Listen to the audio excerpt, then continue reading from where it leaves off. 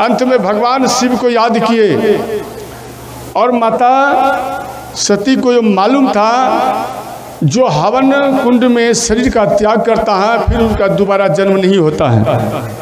इसलिए माता सती भगवान श्री राम को याद किए और भगवान श्री राम को याद किए, बोले हे नाथ आप दर्शन दीजिए, आप प्रकट होइए।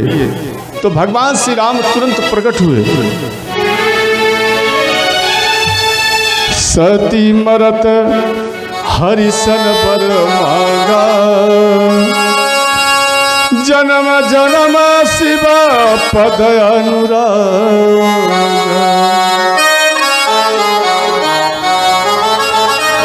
माता सती भगवान श्री राम से कहने लगी कि हे नाथ, आज तक हम आपसे कुछ नहीं मांगे, परंतु आज आपसे हम कुछ मांग रहे हैं। तो भगवान श्री राम बोले, माँ आपको मांगने की आवश्यकता है, आप हमें आदेश करो, आप केवल हमारे ऊपर आदेश करो कि हमें करना क्या है। बोले नहीं नाथ, आज हम आदेश आपको नहीं दे सकते, आज केवल हम आपसे रिक्वेस्ट कर सकते हैं, हम आपसे मांग सकते हैं। इसलिए आपसे हम मांगने के ख्याल से हम आपको याद किया है। हे नाथ, हमें पता है कि इस हवन कुंड में जो भी व्यक्ति शरीर का त्याग करता है उसका फिर दोबारा जन्म नहीं होता है, परंतु हमें जन्म चाहिए, हमें जन्म की आवश्यकता है। क्यों?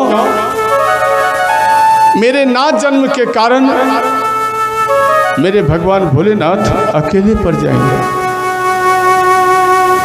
और अकेले वो वियोग में कैसे कौन सा काम करेंगे। इसलिए हे नाथ, आप हमें वर दो, जे अगर हमारा दोबारा जन्म हो तो वो मेरे, अगर दोबारा जन्म हो तो भगवान शिव का ही मैं दासी बनकर रहूं, यही मुझे वर चाहिए। ये बात को सुन करके भगवान श्री राम प्रसन्न हो गए। बोले माँ ऐसा ही होगा, तथास्तु। इसके बाद भगवान चले गए और माता सती रोते हुए अपने भोलेनाथ को याद किए।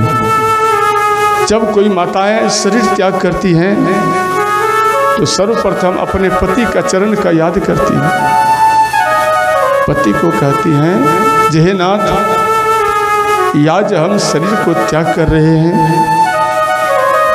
परंतु आप हमें क्षमा करना, जे आज आपको हम बीच मझधार में छोड़कर हम जा रहे हैं, इसलिए आप हमें क्षमा करना।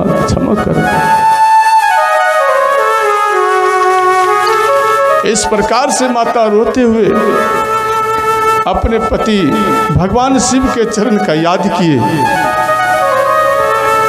और अपने अंदर से अग्नि प्रकट किए। ध्यान देना, कई व्यक्तियों का सोच है जिस शरीर को माता सती जला दिया है, परंतु ये देखने में आया है जो जला दिया है, परंतु अगर जला दिया है तो भगवान शिव के गोद में कहाँ से आया है? मानो जलकर भस्म हो चुका है तो गोद में कहाँ से आया है?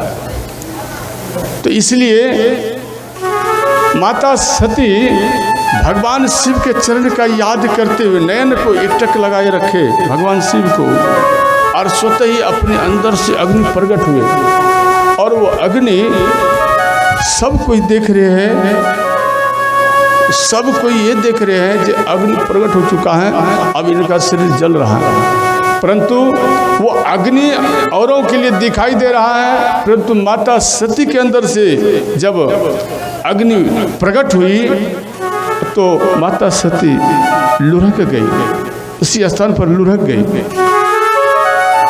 और लुढ़कने के बाद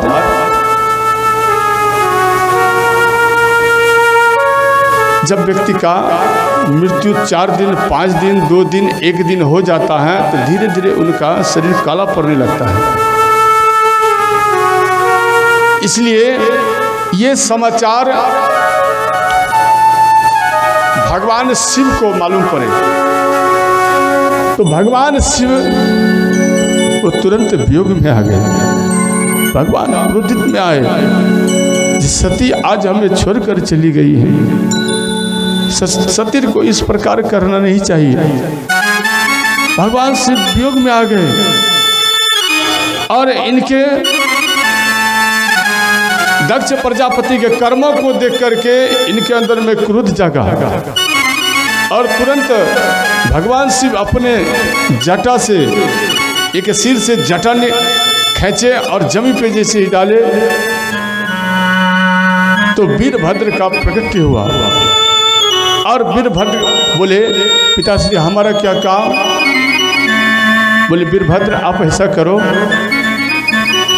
आप दक्ष प्रजापति के पास जाओ और वो यज्ञ क्या है वो हमारे अपमान के लिए, और वहाँ पर देवी सती अपने शरीर को त्याग कर दिया है। आप जाओ और दक्ष प्रजापति के सिर को काट कर उसके हवन कुंड में उसे सुहा कर दो। ये बात सुन करके वीरभद्र वो क्रोधित सा रूप धारण किए और ये यज्ञ स्थल में आए और आकर के जितने भी उनके सैनिक थे सबको वीरभद्र अपने अस्त्रों के प्रहार से उनको मार दिए।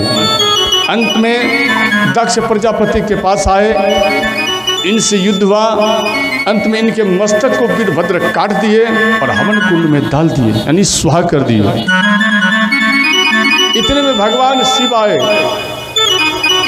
भगवान शिव दधीचि मुनि के शरीर से बने हुए धनुष बाण को लेकर देवताओं के ऊपर आक्रमण करने के लिए आए। तो भगवान शिव के हाथों में धनुष देखकर देवता सब भयभीत हो गए और सब कोई त्राई माम करते हुए भगवान शिव के चरण में गिर गए। बोले हे नाथ आप हमें बचा लो, हे नाथ आप अपने क्रोध से हमें बचा लो। सारा देवता उनके चरण में गिर गए। भगवान शिव आतुसुत हैं,